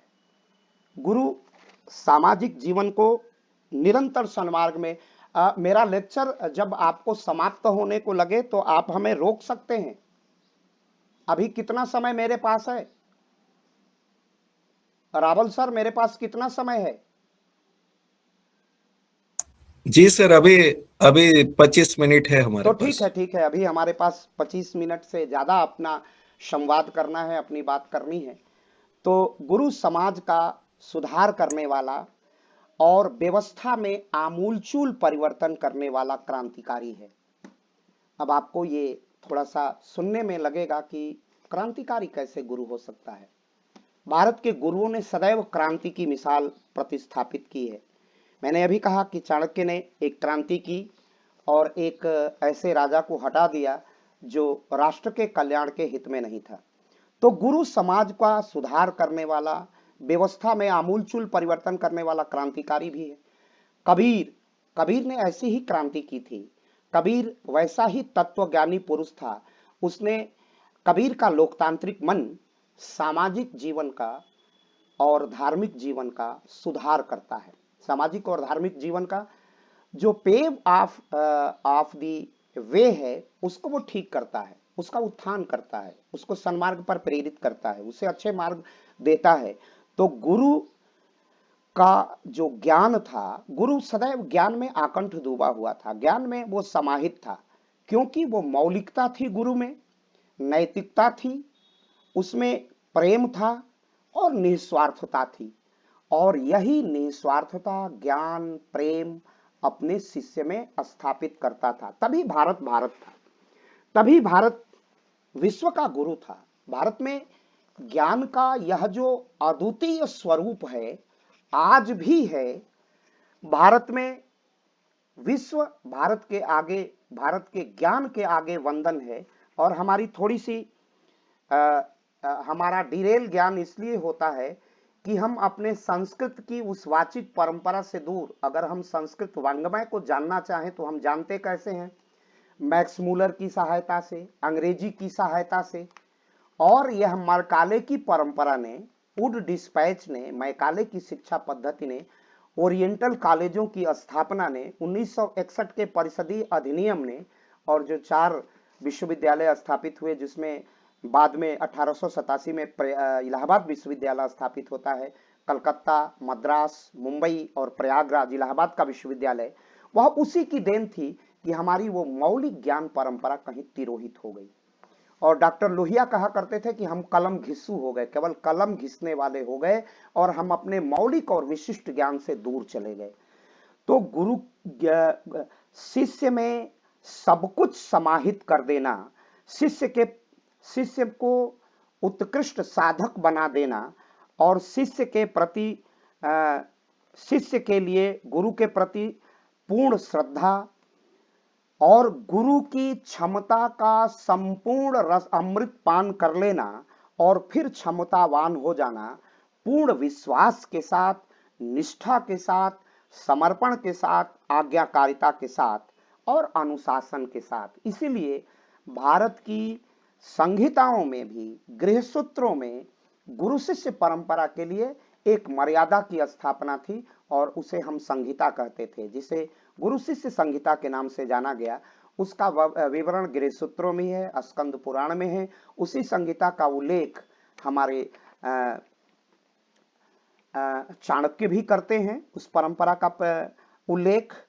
और चाणक्य में भी, वो चाणक्य के अर्थशास्त्र में ही वो युक्ति थी जिसमें कैसा विद्यार्थी को होना चाहिए, उसे काक की तरह चेष्टा होनी चाहिए, जिज्ञासा होनी चाहिए, बगुले की तरह ध्यान होना चाहिए, निद्रा में वो श्वान की भांति हो, वो अल्पहारी हो, गृह का त्याग करे। और दूसरा क्या है, वह विद्यार्थी के पंच लक्षण उन्होंने सुनिश्चित किए। आचार्य चाणक्य ने ये बातें कही थी। गुरु शिष्य के बीच मात्र शाब्दिक आदान प्रदान नहीं होता था, प्रत्युत गुरु अपने शिष्य का संरक्षक भी था और उसमें, उसके स्नेहिल संरक्षण में वाद और संवाद भी गुरु से करता था। कभी कभी गुरु को भी वह आत्मबोध करा देता था, तथ्यों का संज्ञान करा देता था। तो ये गुरु और शिष्य का केवल एक तरफा संवाद नहीं था। वाचिक परंपरा और श्रुति परंपरा जरूर थी, लेकिन गुरु और शिष्य पारस्परिक संयोजन में थे, एक दूसरे से ओवरलैपिंग का रिलेशनशिप, बौद्धिक संबंध रखते थे, अन्योनाश्रित थे। कभी कभी उस ज्ञान को शिष्य भी अपने प्रखर मेधा शक्ति से आलोकित कर देता था। इसीलिए यहां अहंकार के लिए कोई स्थान नहीं था। और इसीलिए विद्यार्थी के इतने लक्षण बताए गए कि वह जब अल्पाहारी होगा, तो जब अल्प खाएगा, गीता में भी भगवान श्री कृष्ण ने कहा है और इस तरह भी स्वामी विवेकानंद ने कहा। स्वामी विवेकानंद जब अमेरिका की यात्रा पर थे और रामकृष्ण परमहंस और विवेकानंद का गुरु शिष्य संबंध तो विश्व के लिए अद्भुत और अपूर्व है। तो विवेकानंद जी ने कहा था कि अधिक खाना विकृति है, कम खाना प्रकृति है और भूखे को भोजन देना भारत की संस्कृति है। तो उसी की बात बहुत पहले चाणक्य कर रहे थे और वो कितना बड़ा विज्ञान है। आप अत्यधिक भोजन करेंगे तो मस्तिष्क का सारा रक्त आपके लीवर के आसपास जाएगा भोजन को पचाने के लिए, और जब अल्प भोजन करेंगे, जब प्रकृति के अनुकूल भोजन करेंगे तो मस्तिष्क की तेजस्विता होगी। और वही बात बहुत बाद में विवेकानंद की संचयिका में है, कम खाना प्रकृति है, अधिक खाना विकृति है और भूखे को भोजन देना भारत की संस्कृति है। एक संवाद में जब एक पत्रकार ने पूछा था कि भारत में भिक्षाटन की परंपरा है, तो स्वामी जी ने कहा था कि आपके यहाँ भिक्षाटन नहीं है, ये बहुत अच्छी बात है, लेकिन हमारे यहाँ ओल्ड होम एज नहीं होता है। हमारे गांव में, हमारे यहाँ कोई भूखे मरने की परंपरा नहीं है। हम भिक्षा मांग लेते हैं, अपना पेट भर लेते हैं, समाज उसको भिक्षा देता है। समाज, हमारे संत परंपरा है, साधु परंपरा है, सन्यासी परंपरा है, वैरागी परंपरा है। हम तो दान देने वाले लोग हैं, दूसरे का पेट भरने वाले लोग हैं। और ऋग्वेद की पहली संहिता में का जो श्लोक है उसमें कहा गया है कि भोजन का ग्रास ग्रहण करने के पहले उस ग्रास ग्रहण करने वाले को यह सुनिश्चित कर लेना चाहिए कि हमारे आसपास कोई भूखा व्यक्ति तो नहीं है, तब उसे भोजन का ग्रास ग्रहण करने का अधिकार है। यह भारत की श्रुति परंपरा है, यह भारत की ज्ञान परंपरा है, यह भारत की वाचिक परंपरा है और यह भारत की गुरु शिष्य परंपरा है। वही वेदों का मौलिक ज्ञान 18वीं शताब्दी में, 19वीं शताब्दी में विवेकानंद जापान में अपने पत्रकार एक कॉरेस्पॉन्डेंस के क्वेश्चन के आंसर में कहते हैं। यह कितना महत्वपूर्ण है। तो मौलिकता समाप्त हुई? कभी नहीं समाप्त होती है। यही भारत में गुरु शिष्य परंपरा है और हम सब अध्यापक मित्रों का, हमारे सभी प्रतिभागियों का दायित्व है। मैं भी चाहता तो पीपीटी बना के आसानी से पढ़ा सकता था। पीपीटी बनाइए, उसकी भी जहां आवश्यकता है विज्ञान में, तकनीक में, लेकिन शब्द शब्द किसी के मस्तिष्क में उतर जाना, उसकी चेतना को झंकृत कर देना, बुद्धि को जागृत कर देना और उसकी इंटेलिजेंसिया को हाईएस्ट स्टेज पर ले जाने के लिए आवश्यक है कि हम अपनी शब्द साधना कोई अध्यापक न छोड़े, न तो हमारा अध्यापक मर जाएगा। और जब कोई अध्यापक मरता है, शिक्षा मस्तिष्क से आती है, मस्तिष्क हमारा सॉफ्टवेयर है और शिक्षा एक राष्ट्र का सॉफ्टवेयर है। और जब यह सॉफ्टवेयर, यह मेधा शक्ति किसी राष्ट्र की समाप्त होती है तो वह निश्चित रूप से विनाश की ओर चला जाता है। हमारे ज्ञान का जो अंधकार था, तभी हमें रेनेसा या पुनर्जागरण करना पड़ा था। तो इसलिए हमारे ज्ञान के आरंभ की अवस्था थी, हमारे ज्ञान के निरंतर प्रदीप्त होने की अवस्था है और वह गुरु शिष्य परंपरा से ही आएगा। वह उसका कोई दूसरा समाधान और रास्ता नहीं है। गुरु शिष्य का कभी अहित नहीं करता है, कभी भी अहित नहीं करता है। एक प्रसंग आता है जो मैं आपको अभी बता देना चाहता हूं। इसकी बड़ी चर्चा होती है इस प्रसंग की, कि गुरु शिष्य परंपरा में दत्तात्रेय भी है, एकलव्य भी है। मैंने अभी कहा कि गुरु अपने शिष्य का अहित करना नहीं चाहता है। तो एक प्रसंग आता है महाभारत में और उसको हमारे लॉर्ड मैकाले और मार्क्स के मानस पुत्र जो हमारे मित्र हैं, वो उसकी दूसरी रूप में व्याख्या कर देते हैं, दूसरे रूप में निर्वचन कर देते हैं कि जो अंगूठा का प्रसंग है कि द्रोणाचार्य ने अंगूठा ले लिया था किसका? एकलव्य का। अंगूठा का प्रसन्न बड़ा महत्वपूर्ण है। एकलव्य क्या था? एकलव्य का परिचय जान लीजिए। जब द्रोणाचार्य पूछते हैं, जब वह कुत्ते के मुंह में सारा बाण मार देता है और अर्जुन भी विस्मित है, सारे बाण निकाले जाते हैं और कुत्ते के का जो श्वान का मुंह है उसमें कोई भी चोट नहीं है, वो चोटिल नहीं होता है। लेकिन वो चोटिल नहीं होता है, वो क्या था? आज अभी यूक्रेन और रशिया का युद्ध हो रहा है, वो लेजर गाइडेड मिसाइल की तरह थी कि एकदम जहां माइक्रोमीटर पर लेजर पर हम मिसाइल को टारगेट करते हैं वहीं जाके गिरेगा, उतना ही वैज्ञानिकता से लेजर गाइडेड में एकदम माइक्रोमीटर से स्पंदित वह विज्ञान का चमत्कार था। वह एकलव्य में दिखाई देता है। फिर पूछते हैं, अब देखिए यहीं पर पथ विचलित करने, इतिहास की उस विकृत मानसिकता का परिणाम है, उस विकृत मानसिकता जो मैकाले और मार्क्स के पुत्रों ने भारत को दिया है, उसे दलित पुत्र कहा गया। और यहां पर कुछ ऐसी कोई बात नहीं है। जब द्रोणाचार्य कहते हैं कि ऐसा अद्भुत और होता है, तो द्रोणाचार्य ने एकलव्य से पूछा कि तुम्हारे गुरु कौन है, तो वो मूर्ति की तरफ इंगित कर देता है कि ये द्रोणाचार्य की मूर्ति की प्रतिस्थापित करके और उससे मूर्ति का वो अभ्यास करता था और कहा कि आप ही मेरे गुरु हैं। तो द्रोणाचार्य ने कहा कि आपसे तो मेरा कोई साक्षात्कार नहीं हुआ है, कभी आपसे मेरा मिलना नहीं हुआ है। कहा कि मन ही मन आपको मैंने गुरु माना है, क्योंकि ये सारी विद्या मैंने जानी है, उसका प्रयोग करके वो गुरुद्रोण ने उसका अभ्यास कराया था। लेकिन सुन के उस गुरु शिष्य परंपरा, मेरा मूल निहितार्थ है कि ये ज्ञान एकलव्य में सुन के गया हुआ था, श्रुति परंपरा, वाचिक परंपरा से गया था और उसका उसने अनूठा प्रयोग किया था। यह प्रिसाइज गाइडेड मिसाइल की तरह था और जाके माइक्रोमीटर पर माइन्यूट टारगेट को वो किल करता था। लेकिन फिर पूछते हैं कि अपना परिचय प्रस्तुत करो। तो देखो यहीं पर जितने हमारे मैकाले और मार्क्स के लोग हैं यहाँ हमें धोखा देते हैं। वो पूछते हैं गुरु द्रोण, आचार्य गुरु द्रोण कि तुम किसके पुत्र हो, अपना परिचय दो। तो वो क्या कहता है, मगध नरेश जरासंध के सेनापति हिरण्य धनु का मैं पुत्र हूं। तो कोई साधारण एकलव्य परिवार का बेटा नहीं था, वो सेनापति कमांडर इन चीफ का लड़का था। और आज किस तरह उसकी विकृत व्याख्या होती है। गुरु शिष्य परंपरा इन्हीं विकृतियों के समापन का नाम है।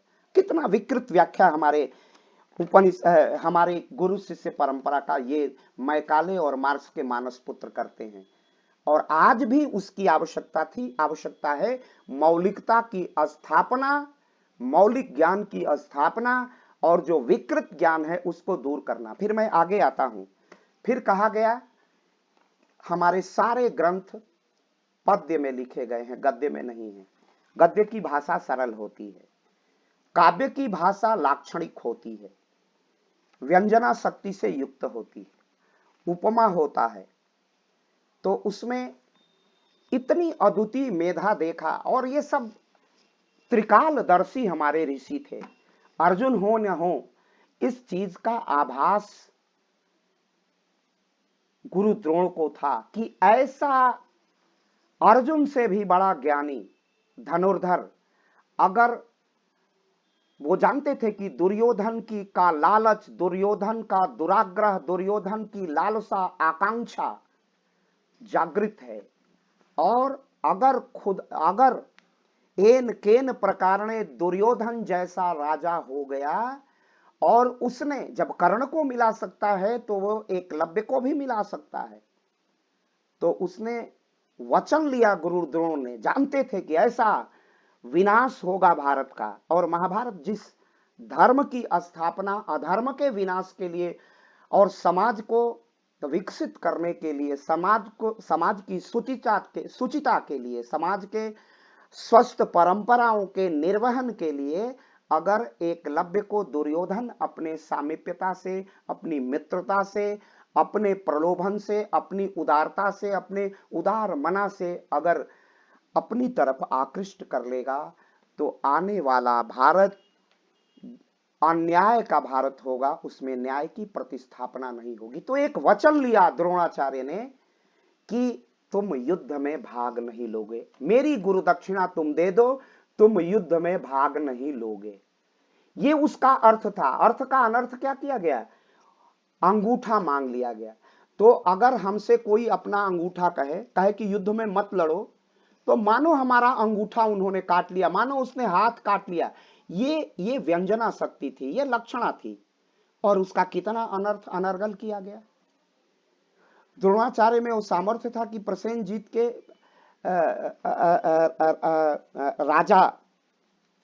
राजा प्रसेनजीत के सबसे बड़े सेनापति का हाथ काट ले, नहीं थी ये सामर्थ्य।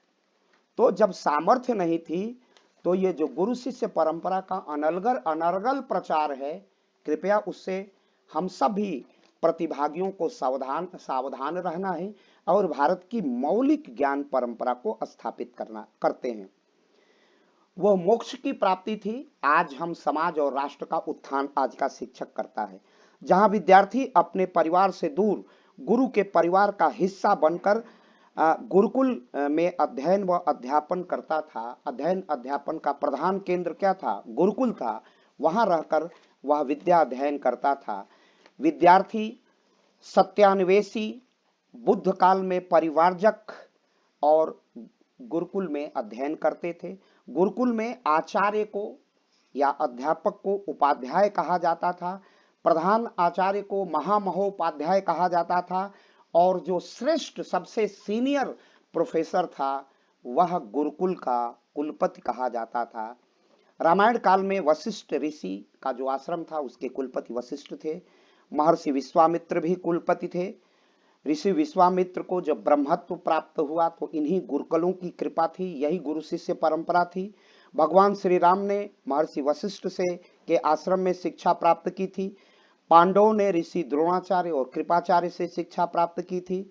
और जहां से मैं आपको संबोधित कर रहा हूं वह प्रयागराज है, और प्रयागराज में जो राम कथा है वो संवाद की कथा है। एक कथा यही हुई थी भारद्वाज ऋषि के आश्रम में, उस गुरुकुल में, जहां पर ऋषि भारद्वाज जो महामहोपाध्याय थे, ऋषि भारद्वाज और याज्ञवल्क्य का संवाद हुआ था। राम कथा यहाँ से आगे बढ़ती है, काकभूषुंडी का संवाद है, शिव और पार्वती का संवाद है। तो ये संवाद इंगित करते हैं कि भारत में ज्ञान का प्रवाह गुरु शिष्य परंपरा का अप्रतिम उदाहरण है। गुरुकुल के विकसित रूप तक को अगर हम बाद में देखते हैं भारत के संदर्भ में, भारत के परिप्रेक्ष्य में, तो गुरुकुल का जो विकसित रूप था वह तक्षशिला, नालंदा, विक्रमशिला और वल्लभी थे। ह्वेन-सांग के यात्रा विवरण से पता चलता है कि तक्षशिला, नालंदा, विक्रमशिला तथा वल्लभी के गुरुकुल में दूर दूर से विद्यार्थी, विश्व के अनेक कोने से विद्यार्थी पढ़ने आते थे और उनके गुरु विश्वविख्यात उस समय के मीमांसक आचार्य हुआ करते थे। वाराणसी प्राचीन काल से शिक्षा का केंद्र था, जिसे हम प्राचीन काशी के नाम से जानते हैं। जहां से मैं बोल रहा हूं यहीं से मात्र 115 किलोमीटर पूरब की तरफ काशी है। बंगाल तथा महाराष्ट्र के नासिक में भी गुरुकुलों की श्रेष्ठ परंपरा थी। गुरुकुलों के अंतर्गत 3 प्रकार की शिक्षा दी जाती थी। गुरुकुल जहां विद्यार्थी आश्रम में बैठकर गुरु के साथ रहकर विद्या अध्ययन करते थे। एक परिषद थी जो बहुत डेमोक्रेटिक थी। परिषद जहां विशेषज्ञों द्वारा शिक्षा दी जाती थी, जहां विशेष ज्ञान और विशेषज्ञों द्वारा जो शिक्षा दी जाती थी वह परिषद था। वो गुरुकुल का एक उत्कृष्ट, और इससे बड़ा गुरुकुल अगर छोटा कॉन्सेप्ट था तो उससे बड़ा जो लार्जर कॉन्सेप्ट था वह परिषद का था। उसके बाद तपस्थली, जहां बड़े सम्मेलन होते थे समय समय पर, एक तरह का उसे हम कन्वेंशन कह सकते हैं, विद्वानों की एक सभा होती थी जिसे हम तपस्थली कहते थे, जहां बड़े सम्मेलन होते थे, जहां बड़ी सभाएं होती थी, ज्ञानियों की सभा होती थी, जहां प्रवचन शास्त्रार्थ होता था, जहां पर ज्ञानार्जन होता था। नैमिषारण्य जो उत्तर प्रदेश के लखनऊ के बिल्कुल समीप, उत्तर प्रदेश की राजधानी लखनऊ के बिल्कुल समीप का एक जिला है सीतापुर, वहीं पर जो हमारे सप्तऋषियों का प्राचीन नैमिषारण्य है वही है। नैमिषारण्य में इसी प्रकार की तपस्थली थी जहां पर ज्ञानार्जन, शास्त्रार्थ और ऐसे ही प्रवचनों का आयोजन होता था। तो गुरुकुल की शिक्षा पद्धति की विशेषताएं, गुरुकुल पूर्णतः आवासीय होते थे। आज भी हमारे विश्वविद्यालयों में छात्रावासों का की उपलब्धता है, व्यवस्था है, वह उसी का एक प्रतिरूप है। एकांत स्थान में रहता था। आज भी जितने हमारे प्रशासनिक अकादमियां हैं वह बिल्कुल उपत्यकाओं में है, घाटियों में है, पर्वतों के बीच है। वहां पर ज्ञानार्जन होता था। 8 से 10 आयु वर्ष तक के बच्चे गुरुकुल में प्रवेश करते थे। बच्चा गुरु के सानिध्य में शिक्षा प्राप्त करता था, गुरु के सानिध्य में वो शिक्षा प्राप्त करता था, रहकर अध्ययन करता था। विद्यार्थी गुरु के आदेशों का पूर्णतः पालन करता था, अनुशासन में रहता था। दिनचर्या के सभी कार्य विद्यार्थी स्वयं करते थे। तो अब यह देखिए, विद्यार्थी दिनचर्या का कार्य गुरुकुल में स्वयं करते थे। इसका अर्थ था जो कितना अर्थ शक्ति से प्रबल हो, अर्थ शक्ति, अर्थ सामर्थ्य उसके पास हो, लेकिन वो गुरुकुल में जाता था तो राजपुत्र और एक साधारण भारतवासी एक हो जाता था। उसमें कोई प्रकार किसी प्रकार का कोई निर्बंधन नहीं था, कोई प्रतिबंध नहीं था। तो इसलिए वहां पर अहंकार मिटता था, और गुरुकुल और ज्ञान का अर्थ है अहंकार से दूर हो जाना। यहाँ अगर वो राजपुत्र भी पढ़ता था तो राजपुत्र अहंकार से, जब देखिए कितनी बड़ी वैज्ञानिकता है, कार्य कारण संबंधों की विवेचना कीजिए कि जब राजा का पुत्र अहंकार से निवृत्त होकर जब राजधर्म में प्रवेश करता था तो उसके लिए प्रजा यथा राजा तथा प्रजा, उसके लिए प्रजा औरस पुत्रों की तरह थी, अपने पुत्रों की तरह हो जाती थी। ये भारत की गुरुकुल परंपरा का समत्व योग है। ये भारत की गुरुकुल परंपरा की विशिष्टता है। दिनचर्या के सभी कार्य करते, विद्यार्थी अपने खाद्य सामग्री जैसे खेती करना, भिक्षाटन करना करते थे, और गुरुकुल में जैसा कि मैंने आख्यान के प्रथम में ही कहा कि यह श्रुति परंपरा है, वाचिक परंपरा है। लिपिबद्धता का प्रारंभ भारत की गुरुकुल परंपरा में नहीं हुआ था, वो बहुत बाद में होता है। बाद में होता है। नालंदा का विश्वविद्यालय खिलजी ने जलाया और कितने महीने तक जलता रहा, उस बात का ज्वलंत उदाहरण है। गुरुकुल अर्थात गुरु का कुल, वो एक परिवार, वो गुरु के परिवार का हिस्सा हो जाता था, अंग हो जाता था। तो गुरुकुल में भारतीय शिक्षा व्यवस्था के माध्यम से ज्ञान विज्ञान का सृजन होता था। भारतीय संस्कृति के विकास में 4 पुरुषार्थ, 4 वर्ण और 4 आश्रमों की परिकल्पना की गई है और इनका संबंध अन्योनाश्रित था, ओवरलैपिंग का रिलेशनशिप इनके बीच था। किसमें? पुरुष वर्ण में, पुरुषार्थ में और आश्रम में। मैंने पहले ही कहा कि वर्ण का रूपांतरण हो जाता था, ब्राह्मण शूद्र और शूद्र ब्राह्मण हो सकता था। तभी शूद्र नामक सुपच ऋषि मंत्रों का दृष्टा है, इसकी व्यवस्था नहीं थी। सभी वर्ण के विद्यार्थी गुरुकुलों में शिक्षार्जन करते थे। सभी वर्ण के विद्यार्थी गुरुकुलों में गुरु के पास बैठकर ब्रह्मचारी के रूप में शिक्षा प्राप्त करते थे। गुरु विद्यार्थियों को के मानस तथा चेतना का, उनके मानस तथा बौद्धिक संस्कारों से परिपूर्ण करता था। गुरु विद्यार्थी को सभी शास्त्रों, उपयोगी विद्याओं, व्यवहारिक विद्याओं का भी अध्ययन कराता था, जैसा आज हो रहा है। गुरु विद्यार्थियों को सभी शास्त्रों में निपुण करता था, व्यवहारिक शास्त्रों में निपुण करता था। फिर जो 4 आश्रम थे, ब्रह्मचर्य, गृहस्थ, वानप्रस्थ, संन्यास, जो 4 पुरुषार्थ थे, अर्थ, धर्म, काम, मोक्ष, और वर्ण, ब्राह्मण, क्षत्रिय, शूद्र, वैश्य, इनका परिपालन होता था। लेकिन यह कहीं से भी जाति का प्रतीक नहीं था। गुरु शिष्य परंपरा ने भारतीय सभ्यता और संस्कृति के विकास में गुरुकुलों का महत्वपूर्ण स्थान है। गुरुकुलों के बिना भारत की सभ्यता और संस्कृति के प्रवाह की परिकल्पना नहीं की जा सकती है। गुरुकुल प्रायः ब्राह्मण गृहस्थों द्वारा गांव और नगरों में चलाए जाते थे। गृहस्थ, विद्वान और कभी कभी वानप्रस्थी भी दूर दूर विद्यार्थियों को अपने गुरुकुल की ओर आकृष्ट करते थे। 25 आयु वर्ष तक गुरुकुल में रहकर शिक्षा ग्रहण करते थे। उसके बाद उनका समापवर्तन संस्कार होता था और फिर वह गृहस्थ आश्रम में लौट जाते थे। धनी और गरीब विद्यार्थियों के गुरुकुलों के लिए गुरुकुलों के दरवाजे सदैव खुले रहते थे। सुदामा और कृष्ण का उसका अनुपम उदाहरण है। शिष्य की जीवन शैली साधारण, श्रद्धापूर्ण, त्यागमय तथा भक्तिपरक थी। शिष्य गुरुकुल का अंतेवासी रहकर, गुरु के समीप में रहकर शिक्षा को ग्रहण करता था। ये भारत की गुरु शिष्य परंपरा का एक प्रसंग है। वरंतुक के शिष्य, वरंतुक महामहोपाध्याय थे, गुरुकुल के गुरु थे और उनके शिष्य कौत्स शिष्य थे। कौत्स के पास निर्धन थे, उनके पास गुरु को गुरु दक्षिणा देने के लिए कुछ नहीं था, जबकि निर्धन छात्रों के लिए गुरु दक्षिणा की अनिवार्यता थी ही नहीं। लेकिन कौत्स ने संकल्प ले लिया कि मैं गुरु दक्षिणा दूंगा, और यह राजा का कर्तव्य था और प्रजा का अधिकार था कि अपने राजा से शिक्षा के लिए अर्थ का उपार्जन कर सकता था। लेकिन राजा के पास भी जितनी डिमांड की थी ऋषि वरंतु ऋषि ने, उतना कौत्स के पास देने के लिए नहीं था। तब वो राजा रघु के पास जाता है, डिमांड कहता है, और राजा के पास भी उतना नहीं होता है।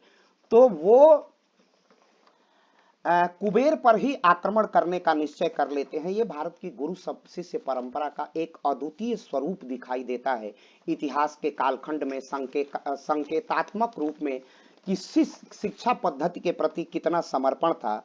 तो राजा रघु की यह कथा, फिर वशिष्ठ, कर्ण की प्रसिद्ध, ये सब कुलपति लोग थे। बौद्ध में हम आते हैं तो भिक्षु धर्मपाल और शीलभद्र नामक बड़े से बड़े हमारे यहाँ ऐसे आचार्य थे। ये गुरुकुल की हमारी विशिष्ट परंपरा थी। वर्तमान में भी वो प्रवाहित है। गुरुकुल कांगड़ी, गुरुकुल महाविद्यालय जबलपुर, गुरुकुल झज्जर जो हरियाणा में है, आर्य कन्या गुरुकुल पोरबंदर जो आपके गुजरात में भी है। अब भी ये गुरुकुल की परंपरा हमारे यहाँ चल रही है। गुरु शिष्य परंपरा का निरंतर हस्तांतरण है। यह सीखने की परंपरा है, यह मौखिक परंपरा है। गुरु शिष्य परंपरा संवाद शैली है। आज भी हमारे संवाद अगर नहीं होगा, संसद भी संवाद का मंच है, यूनाइटेड नेशन भी संवाद का मंच है। तो अब समय की अपनी मर्यादा है और सर अब ऐसा अनुभव कर रहे होंगे कि अब हमारी वाणी को विश्राम लेना चाहिए। तो आपने मेरे अंदर जो भी था, चरित्र का विकास करना, शिष्य को मर्यादाओं को शिक्षा देना, उनका मार्गदर्शन करना, ये सब गुरु और शिष्य परंपरा का विलक्षण और अद्वितीय रूप है। अद्यतन में भी हमें देखने को मिलता है। और मैंने जो भी गलत सही जिस स्वरूप में हमने आप तक यह बातें पहुंचाई हैं, जिसमें जो कोई त्रुटि हो वो हमारी है, जो इसकी उच्चता और भव्यता है यह आख्यान की, वो आपकी है। मैं आपको समर्पित करता हूं और इसी के साथ अपना संवाद यहीं समाप्त करता हूं, उसको विराम देता हूं। वंदे मातरम सभी को, और सभी जय शिक्षक, जय सर शिक्षार्थी। जी सर। सर आपने बहुत ही बढ़िया लेक्चर दिया है, और गुरु शिष्य परंपरा के बारे में जो आपने बताया था आज तक हमें नहीं पता था, वो भी सर हमें जानने को मिला। और सर बहुत ही अच्छा माहितीवर्धक आपने जो भाषण दिया है वो बहुत ही अच्छा था। और आपका आभार व्यक्त करने के लिए मैं आयुष गांधी को बुलाना चाहता हूँ। आयुष गांधी। गुरु वही दीपक है जो स्वयं जलकर शिक्षक शिष्य को जीवन को आलोकित करता है। आदरणीय डॉक्टर अखिलेश त्रिपाठी जी, आपका बहुमूल्य समय और अमूल्य विचारों के लिए हृदय से आभार व्यक्त करता हूँ। अपने गुरु शिष्य परंपरा के महत्व को जिस गहराई से समझाया वह हम सभी के लिए अत्यंत प्रेरणादायी था। आपने व्याख्यान में न केवल भारतीय शिक्षा पद्धति की समृद्ध परंपरा से अवगत कराया, बल्कि हमें यह भी बताया कि गुरु और शिष्य के बीच में केवल ज्ञान तक सीमित नहीं होता, बल्कि उसमें संस्कार, समर्पण और आत्मविकास भी होता है। मैं संस्था की ओर से, सभी प्रतिभागियों की ओर से और अपनी ओर से भी डॉक्टर त्रिपाठी जी आप जी का पुनः हृदय से आभार व्यक्त करता हूँ। Thank you sir. बहुत बहुत धन्यवाद, बहुत बहुत आभार, आत्मीय आभार डॉक्टर भावेश रावल सर का, जिन्होंने यह अवसर उपलब्ध कराया, प्रोफेसर दिव्या शर्मा और अपने सभी प्रतिभागी मित्रों का। मैं संवाद नहीं कर पाया।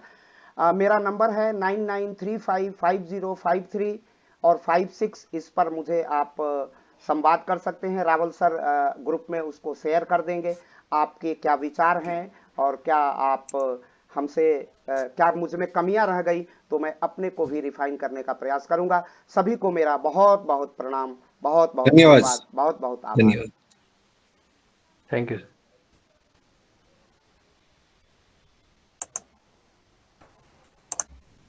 So participants, today we have complete our course session, and now you can fill your attendance and leave the session.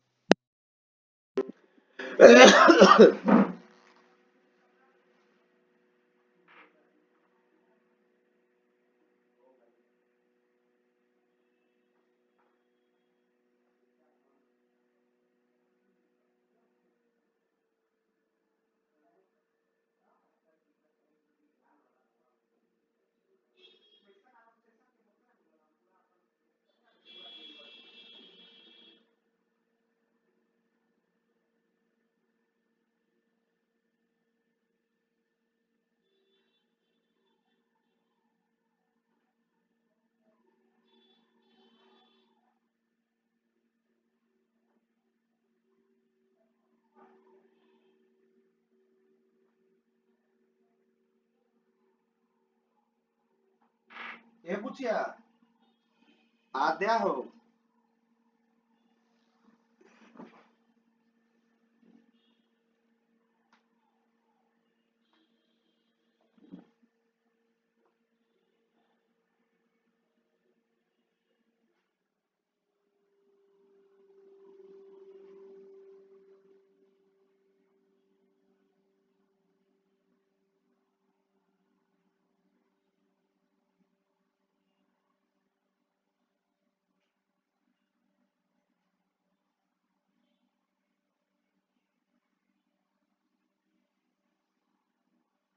ये पूछिया, पूछिया रे आद्या।